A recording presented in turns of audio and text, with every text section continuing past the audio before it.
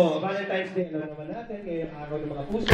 May, sa ating dalawa lang, hindi siya. Sige. Huwag natin paalam sa kanila. Ano bang ginawa niyo ni Kim Chu kanina? Hey! Sabi naman, hindi kanina. February 12. February, kasi yun lang yung time na nagkaroon kami na... Free time. Oo, Yes. Yes. And, Ano ginawa niyo? Saan kayo pumunta? Ay, nag-banding-banding lang. nagbahan na raw. Anong binigay mo? May binigay ka ba? Puso ko!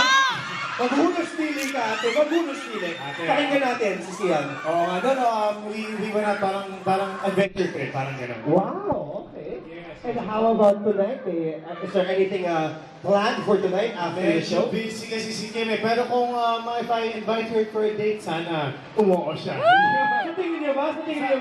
Tulungan niyo ako mamaya. Matulungan. Mamaya. Sige, tulong. Wait.